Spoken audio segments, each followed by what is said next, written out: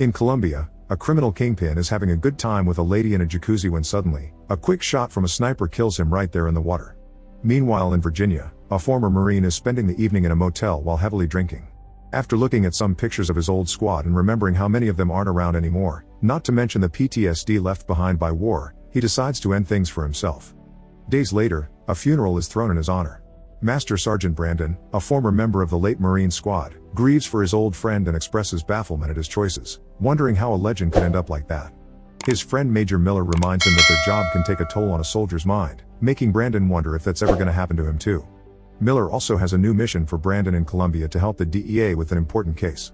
Brandon refuses because he has his grief to deal with, but Miller ignores him and just makes him take the car that is already there waiting for him to take him to the agency's private jet. Hours later, Brandon arrives in Bogota, and the driver that picks him up can't stop fanboying over him because Brandon is well known for his amazing career as an elite sniper. Once they reach the National Police headquarters, Brandon meets Santiago, the officer that has been assigned as his observer, and Captain Garza, the police leader that works as a link between the Colombian cops and the American DEA. Lastly, there's Master Gunnery Sergeant Beckett, who also happens to be Brandon's father. Although they're very happy to see each other again after a while, father and son still refer to each other using their rank for the sake of keeping professionalism. The meeting begins and Brandon learns his target is Morales, the boss of the cartel in Colombia. His empire controls 60% of the contraband routes that go to the US border and specializes in recruiting children from the street to raise them into being his thugs. His network is impossible to trace and nobody has seen him in 10 years, but now he's returned, and they know this because in the last few days, all of Morales' rivals have shown up dead, like the man in the jacuzzi. The difficulty of that shot indicates this sniper is ex-military and Morales must have hired him to get rid of the competition. Recent intel indicates that Morales will be on his farm soon and the agents want to have Brandon as backup while they raid the place, but Brandon turns them down because he doesn't like babysitting. An argument ensues that is suddenly interrupted by Agent Kate from the DEA, who is furious because they started the meeting earlier without her and this is her operation. She's brought all the information about the farm for them to study and wants to know if Brandon will take the mission seriously. Brandon admits he hates this kind of assignment but he promises to do as he's told. The next day, Kate's DEA agents together with Garza's cops approach the farm while Brandon stays hidden in the woods with Santiago. Beckett watches the live transmission from the office, where he's joined by Agent Sampson of Homeland Security, who is worried that Beckett and Kate are wasting time and resources on intel that hasn't been confirmed. The team parks their trucks at a safe distance and approaches secretly on foot, using the trees to take cover until the time comes. As soon as Beckett gives them authorization, the team rushes in and kicks down the house door, only to discover this activates a trap and the whole building explodes. The agents that were at the back manage to survive the blast, but those at the front all die except for Garza, who is suddenly wounded in the leg by the sniper hired by Morales. Kate, who is hiding behind the farm car, decides to go to him to try to help him escape, but as soon as she picks him up, the sniper shoots again and kills Garza on the spot. This shot allows Brandon to find the enemy's location and fire back, but the other sniper dodges the bullet just in time and runs away before Brandon can try again. Later at the station, a furious Sampson demands an explanation for what happened, and they reach the conclusion that someone in the police force must have been selling information. Kettle and Brandon also point out that the sniper had waited for Kate to come out instead of shooting at Garza again immediately, meaning she had been his target all along, and shooting Garza's leg had been bait. The second shot failed only because Kate had accidentally put Garza between her and the sniper. Sampson wants to cancel the whole operation but Kate refuses to give up without a proper fight, and their argument goes on for so long that Brandon cuts it to make a deal. The team gets 48 hours to track the enemy and if they fail, then they'll accept to go home.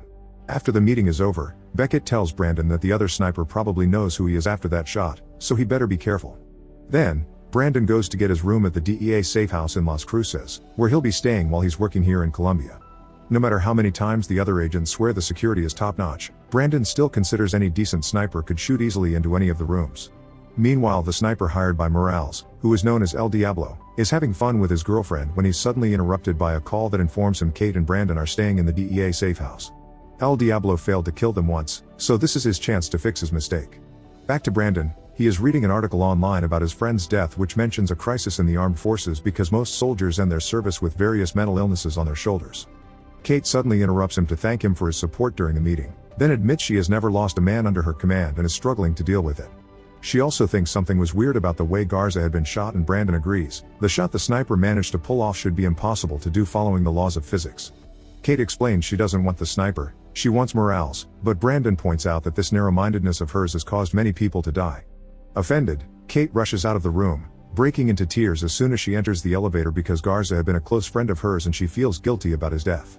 While Brandon keeps researching new types of bullets and checks on Santiago's guard shift using a radio, Kate goes to have a drink at a popular bar where she has to get violent with a harasser that lets his hands wander too much. Next she meets with Carlos, a priest beloved by the community for his work with people in need. Carlos thinks Kate can't win against such a dangerous man like Morales and that she should quit, but Kate still refuses to give up, so Carlos decides to share the little information he has. The sniper is known as El Diablo, and since he was hired by Morales, he should know the location of his hideout. Before leaving, Carlos promises to contact Karen if he can find out anything else. Back at the safe house, Santiago urgently calls Brandon when he finally notices something dangerous, so Brandon rushes to the roof with his own weapon. Santiago is correct, there's a sniper hidden in the distance, and now Brandon and El Diablo are patiently waiting to see who shoots first. Brandon is the first one to open fire, but El Diablo quickly dodges the bullet before shooting back. As he jumps out of the way and hides behind a wall, Brandon decides to stay there for a while, hopefully making El Diablo believe he's dead. The next morning, the team retrieves the bullet and contacts Miller on a video call to get his expertise on the subject. This is a smart bullet that comes with laser guide technology, allowing you to control its trajectory. There's a chance El Diablo isn't former army after all, or not even a good shot at all, the bullets are just doing the work for him. Miller also points out this safe house isn't very safe, validating Brandon's feelings. Samson finishes the meeting after promising to find a decent shelter by contacting the CIA. Meanwhile Morales is in his safe house playing games with his boys, although he teaches them to fight for what it's theirs without being afraid, using a very tough kind of love that makes many of them fear him more than actually respect him. Afterward, Morales goes to his office intending to call El Diablo, only to find him already there on his chair. El Diablo wants to be paid for all the competitors he's killed, but Morales refuses because he didn't kill Kate or Brandon too to complete the job and kicks El Diablo out of his house, claiming he doesn't really need him. The next morning, Kate and Brandon are going to a new safe house by car when Kate receives a call from Carlos, who has discovered El Diablo has a girlfriend. He texts Kate her address but also asks her to be careful because Morales' men control the neighborhood. After hanging up, Kate tells Brandon that she's realized he isn't interested in the operation itself, he only wants to find the sniper because his bullets are better than his skills. Brandon admits it's true, but before he can say more, the car is run over by a truck. A bunch of men working for Morales come out of the truck and open fire on them, so Brandon and the cops that have been escorting them shoot back while Kate runs to find a place to hide. All of Morales' thugs end up dead, but sadly so does Santiago. Brandon notices Kate is gone and discovers she accidentally dropped her phone on the car seat. The text on the screen still displays the address Carlos sent. As soon as she arrives at this shady neighborhood, Kate can tell there are lots of men keeping an eye on her. She knocks on the door at the right address and meets Morales' girlfriend Maria, who immediately tries to close the door when Kate shows her badge. Kate tries to stop her, but this gets the attention of all the thugs that now are surrounding her, and Maria pushes her back so that Morales' men can capture Kate. A fight begins between Kate and the men, and while she manages to land a few hits, she still ends up overpowered and pinned against the wall. When the thugs begin getting in line to take advantage of her, Brandon shows up and begins shooting them. A bunch of them fall dead, although one manages to escape on a stolen bike and Karen manages to capture the last one. When she's about to knock him out though, Maria makes her let go of him by threatening her with a firearm. Luckily Brandon surprises Maria from behind and the distraction allows Kate to disarm her. She also takes Maria's locket from her neck, which has a picture of her with El Diablo inside. Brandon sends a photo of it to his father so they can run it through the database with face recognition software. Brando also tells him they were ambushed earlier, meaning someone is still spying on them. Until they find out who, he and Kate will be hiding somewhere else instead of the assigned shelter without even telling Beckett the address. At the station, Samson is getting tense about this whole situation and tries to accuse Beckett of giving his son too much power over the operation, but Beckett ignores him. Kate decides to take Brandon to her old neighborhood so that Carlos can hide them for a while. The priest isn't surprised to hear Morales has moles in the police because he's friends with many powerful people, not to mention all the small criminals that look up to him. Kate realizes that messing with Morales' network may cause him to come out from his hideout, and Carlos accepts to share some names he knows of. During the following couple of days, lots of bodies begin appearing all over town belonging to various men that work for Morales, including his banker. This is all the work of Brandon, who has been killing every name Carlos could provide. Miller calls Beckett to tell him Brandon is out of control, but Beckett doesn't know how to find his son. One evening, Carlos offers Brandon a friendly ear and gets to hear about the Marine that died before this all started. Brando continues to be worried about the same happening to him, so Carlos explains that the only way to avoid such a death is to forgive yourself for the moral damage you've caused.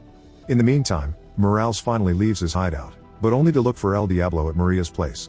He's sick of losing men, thus he pays El Diablo all the money he owed him in one go and promises much more if he stops Brandon. Sometime later, Samson and Beckett call Miller to update him on the information they've found about El Diablo. His real name is Enrique, and he's an ex-sniper defense. He arrived in Colombia from Venezuela 9 months ago, but they lost track of him after he crossed the border. Samson wants Miller to take Brandon and Kate out of the operation, but Miller disagrees, pointing out they're doing more for the mission now than anybody else. Meanwhile, El Diablo pays off a guy in the neighborhood to tell him where Kate and Brandon are hiding. This is how he learns all about Father Carlos. Later in the evening, Kate receives a mysterious message from Carlos telling her to meet him at the plaza at 10 p.m., but when she tries to call him, Carlos won't answer. It's obviously some kind of trap, so Kate and Brandon sneak into a building in front of the plaza and wait for some indication that El Diablo may be around. A few hours later, a truck parks by the park, and Kate recognizes the guys coming out of it as the thugs from Maria's neighborhood. These men do something mysterious behind the truck before leaving again, and once the vehicle has been moved, Kate and Brandon are shocked to discover Carlos has been tied to a park tree. Kate wants to go and rescue him, but Brandon stops her before she goes out, reminding her this is El Diablo baiting her. Brandon decides to save Carlos by shooting the rope, but his shot only manages to graze it and show El Diablo their location. Fortunately, Brandon manages to land a second shot and release Carlos before El Diablo opens fire on them and they run away. This makes El Diablo so furious that he shoots Carlos instead as revenge. The next day, the entire town comes together to say goodbye to the priest, including Kate and Brandon. Standing behind the crowd, Brandon notices the guy that escaped on a bike the other day and goes after him, chasing him through a few streets before he manages to capture him. The guy plays tough at first, but when Brandon reminds him Morales killed the town's beloved priest, the thug breaks into tears because Carlos used to help him when he was on the streets too. After Brandon promises the DEA will offer witness protection, the boy accepts to confess the address of Morales' hideout. With this information, it takes only a matter of minutes for Samson's team to find Morales and finally arrest him. Now he'll be taken to Miami to be prosecuted by an American federal court. Brandon worries that El Diablo will try to stop Morales from reaching Miami and spill their secrets, and he's right. A few days later, El Diablo is arriving in the USA with a very convincing fake passport. After passing through customs with no issues, he gets in contact with his bullet provider, who has already left him a car with new weaponry waiting for him. In the Homestead Air Reserve Base in Florida, Brandon, Kate, and Beckett watch Morales arrive in a federal helicopter. Then they get together with Miller to make a plan of defense against El Diablo, because they're sure he'll try to attack while Morales is being transported to Miami. Miller also informs them that the type of bullets that El Diablo is using have been disappearing from the DEA's own vault, which means his mole wasn't in the Colombian police but here with them. When Samson arrives to help with the transportation, Brandon explains the plan to him. Their agents will guide a convoy that protects a car with a fake Morales wearing a hood over his head to bait El Diablo into revealing his location, but the real Morales will be traveling in a separate van that will look like it belongs to a laundry service. While Kate, Brandon, Miller, and Samson find a place on a roof to be ready for El Diablo, the convoy leaves the air base and hits the road, where a group of criminals is already waiting. Surprisingly, the convoy isn't attacked. The thugs only start moving in their cars when the van shows up, as if they had known about the trick all along. They were probably sent by the mole to protect his identity from Morales' confession. El Diablo also waits for the van to show up, and after he shoots it to make it stop, the thugs leave their cars and open firing on the vehicle. Miller expertly kills all these guys, and seeing they weren't able to do much, El Diablo shoots again to make sure the van passengers are dead. The van explodes and now Brandon has El Diablo's location. It only takes him a few seconds to aim and finally kill him for good. The convoy continues to make its way toward Miami, where it's revealed that the man under the hood was Morales after all and the van had been the real decoy. In fact, the van had been completely empty and the team moved it with a remote control. Kate, Miller, and Brandon turn on Samson to arrest him because it turns out he's been the guy passing information to Morales and El Diablo all this time. Samson tried to deny it, but Miller's IT team had already hacked his phone. Now they just needed to catch him red-handed because the text messages had fake names on them and proved nothing. This makes Samson finally admit he did it and confess he worked for Morales because he had thought the Kingpin would be their best option to prevent an atomic bomb. Kate can't believe so many people died for this and punches Samson in the name of Garza and Carlos. After arresting Samson, Miller returns to Washington. Beckett has had enough action to last him a lifetime and decides it's finally time for him to retire, which prompts him to give his son a warm hug before saying goodbye. He also points out that Brandon and Kate make a good team, and Brandon admits playing babysitting for the DEA may not be a bad job to take after all. Make sure to subscribe and turn on notifications so you can watch more videos like this. Thanks for watching.